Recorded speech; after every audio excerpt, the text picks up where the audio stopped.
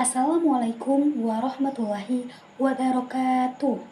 Halo guys, saya Nanda Sofia berasal dari keluarga yang sederhana. Ayah saya bekerja sebagai petani dan ibu saya sebagai ibu rumah tangga. Berbicara tentang sejarah, saya berasal dari pulau atau biasanya disebut Pulau Banggai, yaitu Banggai Laut, Provinsi Sulawesi Tengah.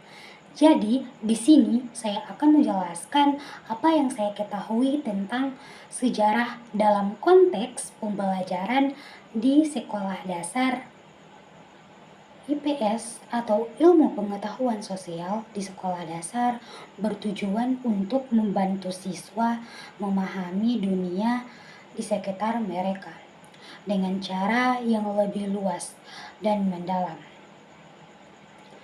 Berikut adalah beberapa tujuan utama IPS di sekolah dasar.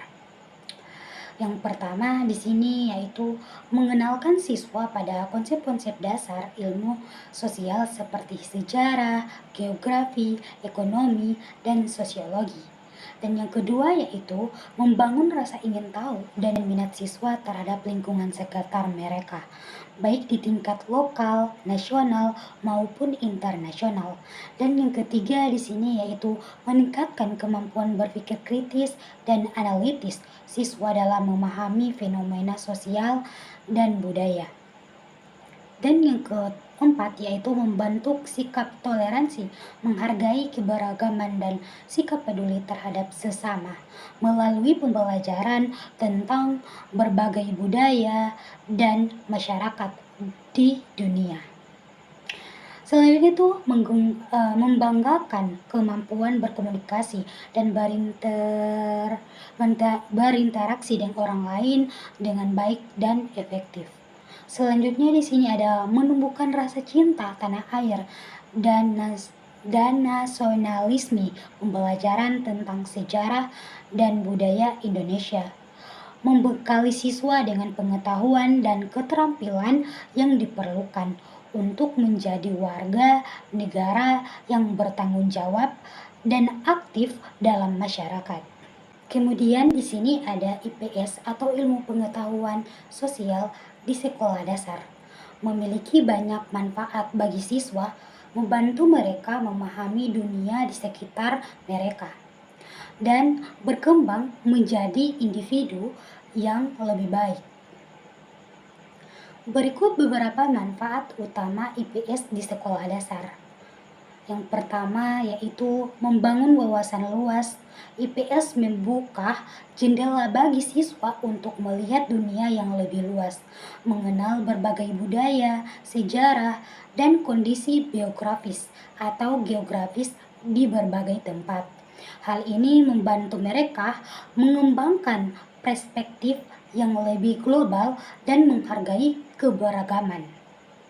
Selanjutnya di sini ada meningkatkan kemampuan berpikir kritis. IPS mendorong siswa untuk berpikir kritis, menganalisis informasi, dan menarik kesimpulan sendiri. Informasi yang membentuk rasa empati melalui pembelajaran tentang berbagai budaya dan masyarakat. Siswa diajarkan untuk menghargai keberagaman dan memahami perspektif orang lain. Ini membantu mereka mengembangkan sikap toleransi, empati, dan kemampuan berinteraksi dengan orang yang berbeda dari mereka. Menumbuhkan rasa cinta tanah air. IPS memperkenalkan siswa pada sejarah, budaya, dan kondisi geografis Indonesia. Mereka belajar tentang tokoh-tokoh penting, warisan budaya, dan perjuangan bangsa yang pada akhirnya menumbuhkan rasa cinta tanah air dan nasionalisme, membentuk warga negara yang bertanggung jawab, memahami hak dan kewajiban sebagai warga negara.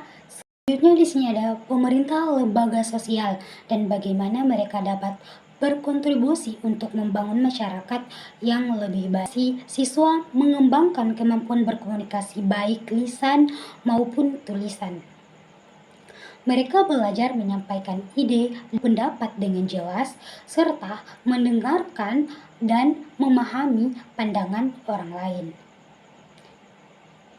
Secara keseluruhan, IPS di sekolah dasar memberikan dasar yang kuat bagi siswa untuk memahami dunia dan menjadi negara yang berpengetahuan kritis, toleran, dan bertanggung jawab.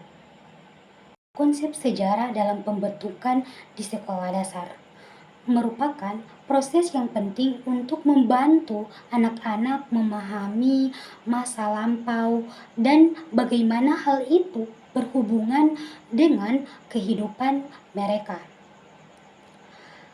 Berikut ini ada beberapa hal yang penting dalam pembentukan konsep sejarah di sekolah dasar. Yang pertama yaitu mengaitkan sejarah dengan kehidupan sehari-hari. Contohnya, ketika mempelajari tentang zamannya, guru dapat mengaitkannya dengan alat-alat yang digunakan anak-anak di rumah, seperti kapak batu dari alat-alat kayu. Tujuannya yaitu membantu sejarah terasa nyaman dan relevan bagi anak-anak sehingga dapat dengan mudah memahami dan mengingatnya. Dan yang kedua di sini bisa menggunakan metode pembelajaran yang menarik. Contohnya permainan peran, menyanyikan lagu sejarah, membuat diorama, atau mengunjungi museum. Membuat pembelajaran sejarah menjadi lebih interaktif dan menyenangkan sehingga anak-anak lebih antusias dan termotivasi untuk belajar. Selanjutnya di sini ada menekankan pada aspek kronologis dan kualitas. Contoh, membuat garis waktu sederhana untuk memahami untuk menandai peristiwa-peristiwa penting dalam sejarah. Tujuan membantu anak-anak memahami urutan waktu dan berhubungan sebab akibat antar peristiwa. Selanjutnya di sini ada memperkenalkan sumber subjek untuk menggambarkan lama atau artefak atau benda-benda peninggalan. Tujuan di sini ada membantu anak-anak memahami bahwa sejarah dibentuk berdasarkan bukti-bukti yang ada, bukan hanya cerita. Selanjutnya di sini ada mengajarkan nilai-nilai moral dan etika. Contoh, mengerjakan nilai-nilai kepahlawanan, patriotisme, dan toleransi, persatuan melalui cerita sejarah. Tujuan membantu anak-anak memahami nilai-nilai luhur dan menerapkannya dalam kehidupan sehari-hari. Selanjutnya di sini ada memperhatikan perkembangan kognitif anak. Contohnya, memilih materi sejarah yang sesuai dengan tingkat perkembangan kognitif anak. Tujuannya agar memastikan bahwa materi sejarah yang diajarkan mudah dipahami dan menarik bagi anak-anak. Dengan menerapkan metode-metode pembelajaran yang tepat dan menarik, guru dapat membantu anak-anak di sekolah dasar membentuk konsep sejarah yang kuat, dapat memahami masa lampau, menghargai budaya, dan menjadi warga negara yang bertanggung jawab. Konsep sejarah di sekolah dasar telah mengalami perubahan seiring dengan perkembangan zaman dan pendekatan pembelajaran. Berikut adalah beberapa perubahan yang signifikan yang sering terjadi pada saat ini. Yang pertama di sini dari menghafal tanggal dan fakta ke memahami makna dan konteks. Dahulu, pembelajaran sejarah berfokus pada menghafal tanggal, nama-nama tokoh, dan peristiwa penting. Tetapi sekarang pembelajaran sejarah menekankan pada pemahaman makna dan konteks dari peristiwa sejarah, serta berhubungan dengan kehidupan manusia. Siswa diajak untuk berpikir kritis, menganalisis sumber sejarah, dan menarik kesimpulan sendiri dari pembelajaran teks sentris ke pembelajaran yang lebih interaktif.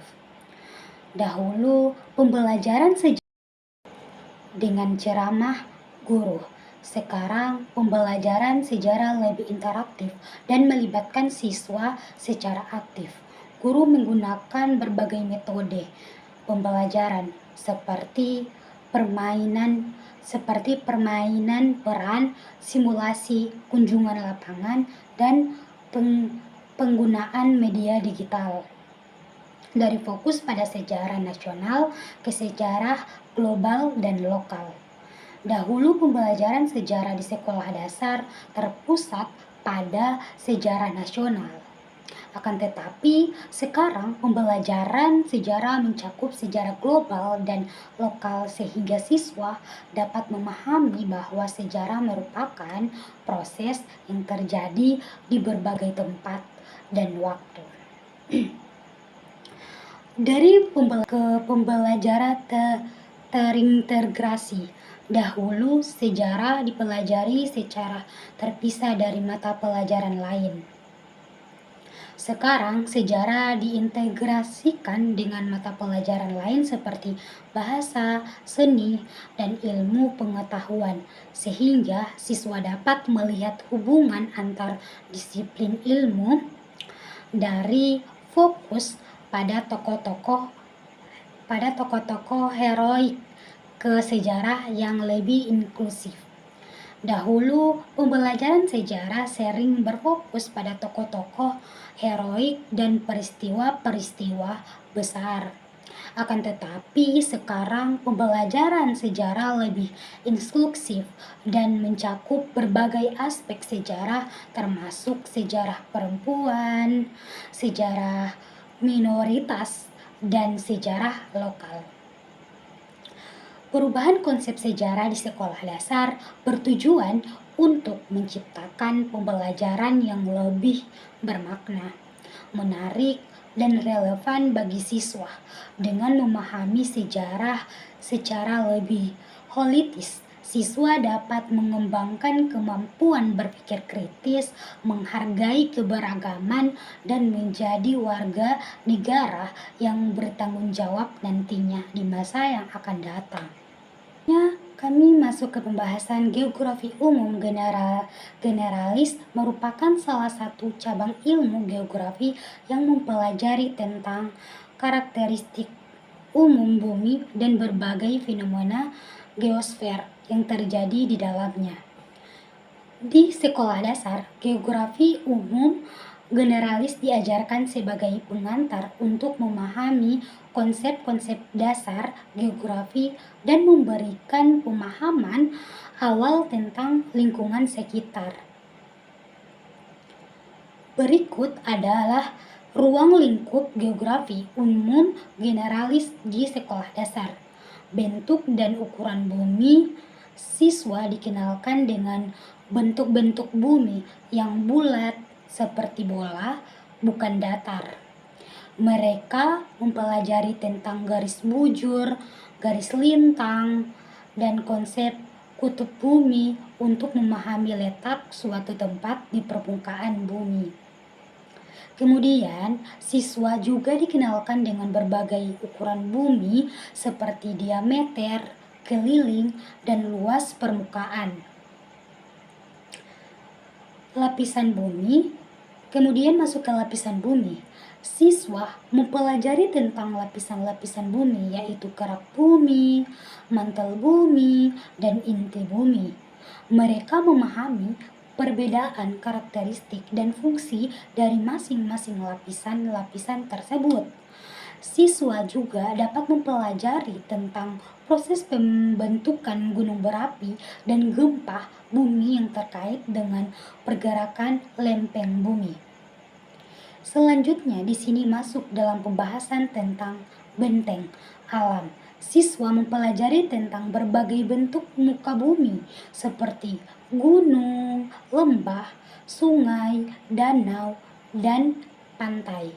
Mereka memahami proses pembentukan benteng alam dan pengaruhnya terhadap kehidupan manusia. Siswa juga dapat mempelajari tentang jenis-jenis tanah dan vegetasi yang terdapat. Kemudian di sini ada iklim dan cuaca. Siswa dikenalkan dengan konsep iklim dan cuaca serta faktor-faktor yang mempengaruhi mereka mempelajari tentang perbedaan iklim di berbagai wilayah, seperti iklim tropis, subtropis, dan sedang. Siswa juga dapat mempelajari tentang pengaruh iklim terhadap kehidupan manusia dan lingkungan mereka. Kemudian di sini siswa juga dapat mempelajari tentang penduduk dan pemukiman. Siswa mempelajari tentang persebaran penduduk di berbagai wilayah dan faktor-faktor yang mempengaruhinya. Mereka mengenal berbagai jenis pemukiman seperti pedesaan dan perkotaan serta kriteria. Siswa juga dapat mempelajari tentang masalah-masalah yang dihadapi penduduk di berbagai wilayah seperti kepadatan penduduk, kemiskinan, dan pengangguran. Selanjutnya di sini ada sumber daya alam. Siswa mempelajari tentang berbagai jenis sumber daya alam seperti tanah, air, hutan, tambang, dan energi. Mereka memahami pentingnya sumber daya alam bagi kehidupan manusia dan lingkungan mereka. Selanjutnya di sini siswa juga dapat mempelajari tentang cara memanfaatkan sumber daya alam secara berkelanjutan. Interaksi manusia dan lingkungan juga penting bagi siswa untuk mempelajari tentang hubungan timbal balik antara manusia dan lingkungan. Mereka memahami bagaimana manusia memanfaatkan dan mengubah lingkungan serta dampaknya terhadap kehidupan manusia dan lingkungan. Siswa juga dapat mempelajari tentang kelestarian bumi.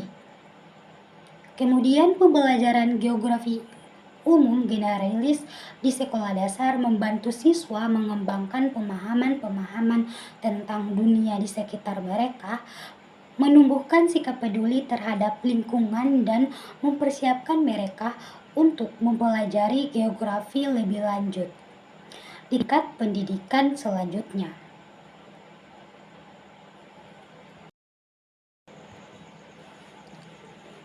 Selanjutnya, kita masuk kepada materi geografi fisik, merupakan cabang ilmu geografi yang mempelajari tentang aspek-aspek fisik bumi, seperti bentuk-bentuk muka bumi, iklim, tanah, air, dan vegetasi. Di sekolah dasar, geografi fisik diajarkan sebagai pengantar untuk memahami konsep-konsep dasar tentang lingkungan alam dan bagaimana manusia berinteraksi dengannya. Berikut adalah ruang lingkup geografi fisik dalam pembelajaran geografi di sekolah dasar.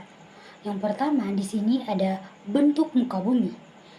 Siswa dikenalkan dengan berbagai bentuk muka bumi seperti gunung, lembah, sungai, danau, dan pantai.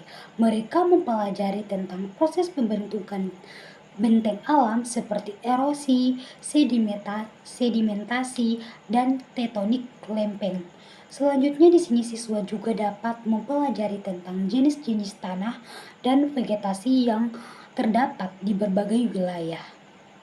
Selanjutnya, siswa juga dapat mempelajari tentang iklim dan cuaca. Siswa dikenalkan dengan konsep iklim dan cuaca serta faktor-faktor yang mempengaruhinya. Mereka mempelajari tentang peradaban iklim di berbagai wilayah, seperti iklim tropis, subtropis, dan sedang. Siswa juga dapat mempelajari tentang pengaruh iklim terhadap kehidupan manusia dan iklim seperti pola tanam dan jenis pakaian yang digunakan. Selanjutnya di sini ada air. Siswa mempelajari tentang siklus air, sumber air, dan jenis-jenis air seperti air tawar dan air laut. Mereka memahami pentingnya air bagi kehidupan manusia dan lingkungan, serta masalah-masalah yang berkaitan dengan air seperti penyemaran dan kekeringan. Siswa juga dapat mempelajari tentang cara memanfaatkan air secara berkelanjutan. Selanjutnya di sini ada tanah. Siswa mempelajari tentang jenis-jenis tanah, proses pembentukan tanah, dan sifat-sifat tanah. Mereka memahami pentingnya tanah bagi kehidupan manusia dan lingkungan, seperti masalah-masalah yang berkaitan dengan tanah, seperti erosi. Dengan siswa juga dapat mempelajari tentang cara menjaga kelestarian tanah. Selanjutnya di sini ada vegetasi. Siswa mempelajari tentang jenis-jenis tumbuhan dan persebarannya di berbagai wilayah. Mereka memahami pentingnya tumbuhan bagi kehidupan manusia dan lingkungan serta masalah-masalah yang berkaitan dengan vegetasi seperti deforestasi dan kerusakan hutan. Siswa juga dapat mempelajari tentang cara menjaga kelestarian hutan dan tumbuhan. Selanjutnya di sini ada bencana alam. Siswa dikenalkan dengan berbagai jenis bencana alam seperti gempa bumi, tsunami, gunung berapi, banjir, dan tanah longsor. Mereka mempelajari tentang penyebab, dampak, dan upaya mitigasi bencana alam. Siswa juga dapat mempelajari tentang cara menghadapi bencana alam dengan pentingnya kesiapsiagaan. Selanjutnya itu pelajaran geografi fisik di sekolah dasar membantu siswa mengembangkan pemahaman tentang lingkungan alam, menumbuhkan sikap peduli terhadap lingkungan, dan mempersiapkan mereka untuk mempelajari geografi lebih lanjut dan tingkat pendidikan selanjutnya. Kemudian di sini ada pembelajaran geografi fisik di sekolah dasar. Sebaiknya dipadukan dengan kegiatan praktik lapangan dan penggunaan media pembelajaran agar siswa tidak bingung dan pembelajaran itu lebih menarik seperti video, gambar, dan peta. Menggunakan contoh-contoh yang konkret dan relevan dengan kehidupan sehari-hari dapat membantu siswa memahami konsep-konsep geografi fisik dengan lebih mudah. Selanjutnya di sini ada beberapa contoh kegiatan pembelajaran. Yang pertama di sini yaitu mengamati bentuk muka bumi di sekitar sekolah seperti sungai dan lapangan, mencatat jenis-jenis tumbuhan yang berada di sekitar dan berdasarkan jenisnya. Selanjutnya yaitu melakukan percobaan sederhana untuk memahami siklus air. Selanjutnya membaca berita tentang bencana alam dan membahas upaya mitigasi yang dilakukan dengan menerapkan pendekatan pembelajaran yang menarik dan melibatkan siswa secara aktif. Pembelajaran geografi fisik di sekolah dasar dapat menjadi pengalaman yang bermakna dan bermanfaat bagi siswa.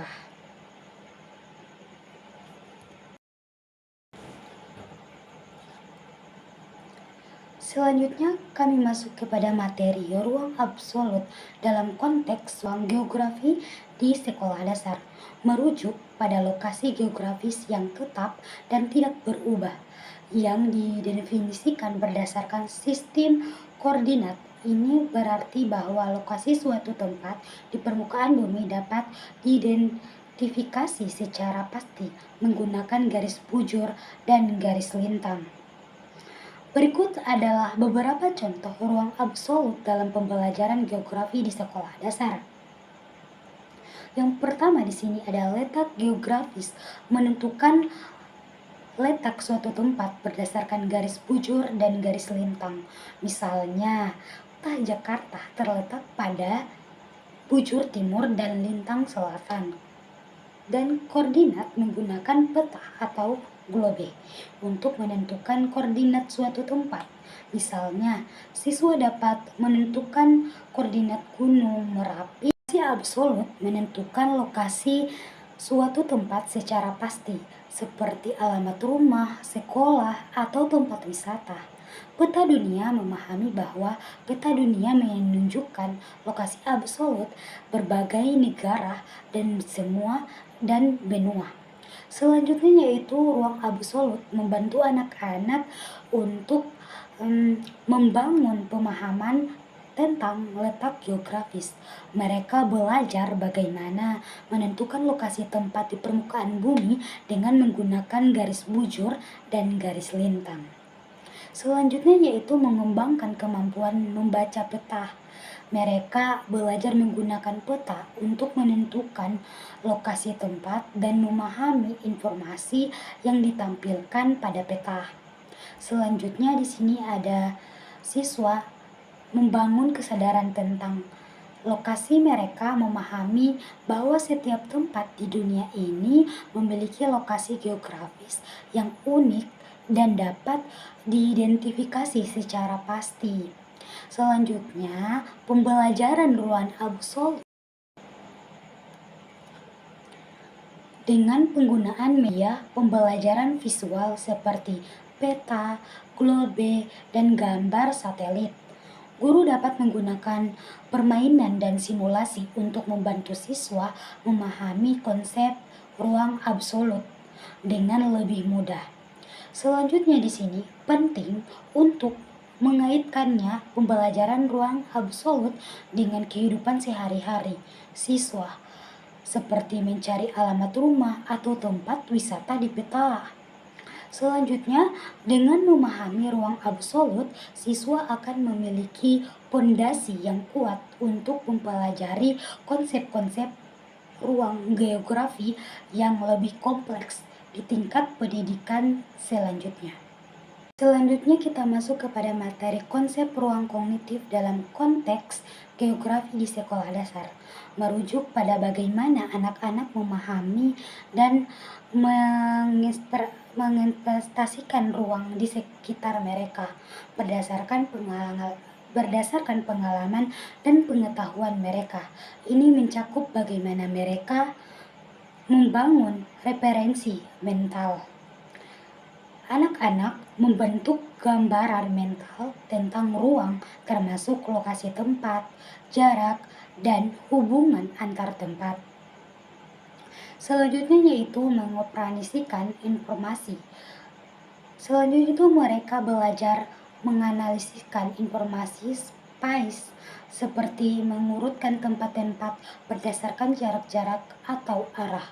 Selanjutnya membuat peta mental. Anak mengembangkan peta mental yang merupakan referensi internal tentang ruang yang sekitar rumah, sekolah, atau tempat bermain. Menentukan arah dan jarak. Mereka belajar menentukan arah atau utara, selatan, timur, barat, dan mengukur jarak antar tempat ke tempat. Selanjutnya di sini ada beberapa contoh bagaimana ruang kognitif dipelajari di sekolah dasar. Yang pertama, membuat peta sederhana. Siswa diminta untuk membuat peta sederhana dari lingkungan sekitar seperti kelas, sekolah, atau rumah. Permainan simulasi. Siswa bermain simulasi seperti berbelanja di toko yang dibuat di kelas untuk memahami hubungan antar tempat dan jarak. Selanjutnya itu kunjungan lapangan siswa, mengunjungi tempat-tempat di sekitar sekolah seperti taman, museum, atau pasar tradisional untuk mengamati dan memahami lingkungan di sekitar mereka. Selanjutnya di sini yaitu menggunakan peta dan globe. Siswa dapat belajar membaca peta dan globe untuk memahami lokasi, jarak, dan arah. Pentingnya ruang kognitif ini dalam konteks pembelajaran di sekolah dasar meningkatkan pemahaman tentang lingkungan. Anak-anak dapat memahami hubungan antara tempat, jarak, dan arah dengan lebih baik. Mempermudah, mereka dapat memudahkan jalan dan mengarahkan diri di lingkungan yang tidak familiar bagi mereka. Selanjutnya, meningkatkan kemampuan berpikir spasial. Mereka mengembangkan kemampuan untuk memvisualisasikan dan memahami ruang secara mental, membantu dalam memahami konsep-konsep geografi yang lebih kompleks. Mereka memiliki dasar yang kuat untuk mempelajari konsep-konsep ruang geografi yang lebih kompleks, seperti peta, skala, dan koordinat. Selanjutnya di sini, peran penting guru dapat menggunakan berbagai metode pembelajaran yang menarik dan interaktif untuk mengembangkan ruang kognitif siswa, seperti permainan simulasi dan kunjungan lapangan penting untuk meningkatkan pembelajaran kognitif dengan kehidupan sehari-hari siswa, seperti mencari alamat rumah, tempat wisata, atau lokasi teman mereka. Guru perlu juga memperhatikan perkembangan kognitif siswa dan menyesuaikan metode pembelajaran dengan kemampuan mereka masing-masing. Selanjutnya yaitu dengan mengembangkan ruang kognitif, anak-anak akan memiliki kemampuan yang lebih baik untuk memahami dan meningkatkan perspektif mereka dalam ruang kognitif yang sangat penting untuk belajar geografi dalam kehidupan sehari-hari mereka.